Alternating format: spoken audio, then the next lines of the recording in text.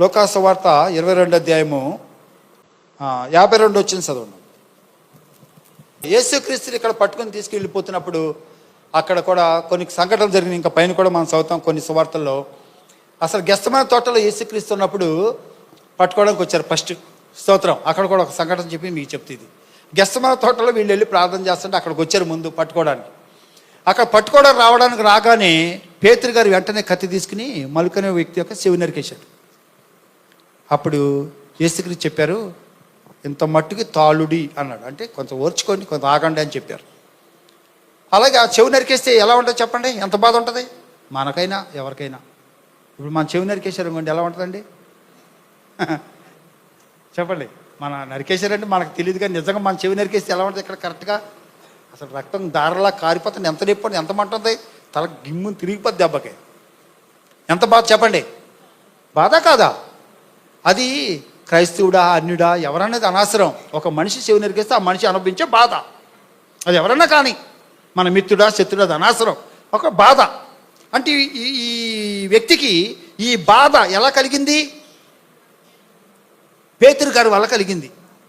స్తోత్రం చెప్పండి. అలాగే మీరు కూడా మరి మీ పక్కన వాళ్ళకి ఎన్ని బాధలు పెడుతున్నారు?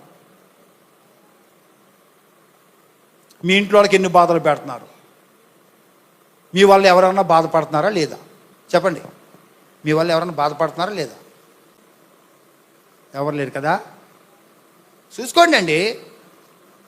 యేసుక్రీస్తు కన్నులెదుట పేతురు ద్వారా ఈ వ్యక్తి బాధకి గురయ్యాడు. అప్పుడు వెంటనే యేసుప్రభు చేసింది ఏంటంటే, బాధ పెట్టే పేతుర్ని ఆగు అని ఆపేశాడు. బాధ పెట్టే పేతుర్ని ఏం చేశారు? ఆడు మన శత్రు, చెవి నరకడం ఏంటి, గుండెలో పొడి చేయి అంటలా. ఏ పేతురు, శత్రువు నన్ను పట్టుకోవడానికి వచ్చాడు, చూస్తావేంటి, చెవి నరుకుతావేంటి, ఆ గుండెలో పొడి చేయి, తల నరికేయి అంటున్నాడండి.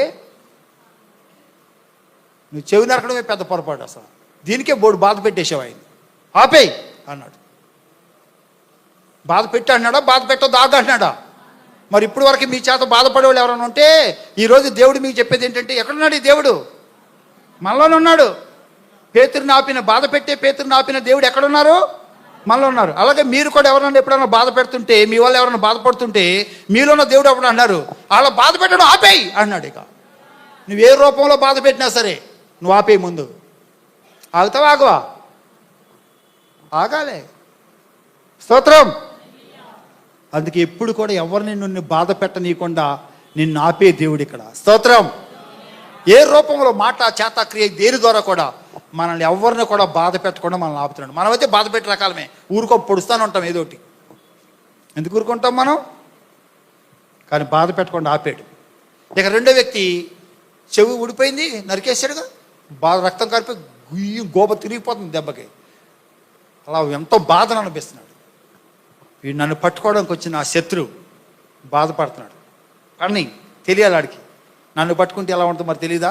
అప్పుడు తెలియదు అని ఆ టైప్లో ఆలోచించాలి. ఆ బాధపడుతున్న వ్యక్తి దగ్గరికి వచ్చి వెంటనే చెవిని అతికించి ఆయన స్వస్థపరిచి ఒక్క క్షణంలో ఎంత బాధపడ్డాడో ఆ బాధ ఒక క్షణంలో మానిపేశాడు. స్తోత్రం చెప్పండి అండి. బాధ పెట్టనీయకుండా బాధ పెట్టేవాడు ఆపుతున్నాడు, బాధపడేవాళ్ళు బాధ లేకుండా బాధను మానిపించేస్తున్నాడు. ఈయన మన యేసయ్య. ఎక్కడున్నారు ఈయన? మరి ఈయన యేసయ్య నీళ్ళుంటే నీ అనుభవం ఎలా ఉంటుంది? నీ చేత ఎవరినే బాధ పెట్టకుండా నిన్ను ఆపుతాడు. అలాగే ఎవరైనా బాధలో ఉంటే కూడా నీ ద్వారా ఆ బాధను మానుపుతాడు. అసలు ఎలాంటి యేసయ్యండి మన యేసయ్య? ఎంత గొప్ప యేసయ్యండి. స్తోత్రం చెప్పండి అందరూ. ఎంత గొప్ప యేసయ్యని నమ్ముకుని, ఎంత గొప్ప దేవుడిని లోపల పెట్టుకుని మరి మనకెందుకు ఈ లక్షణాలు జీవించట్లేదు? మనం ఈ అనుభవాలు ఎందుకు మనం అనిపించడం లేదు? దేవుడికి మహిమ కలుగును కాక. స్తోత్రం చెప్పండి అందరూ.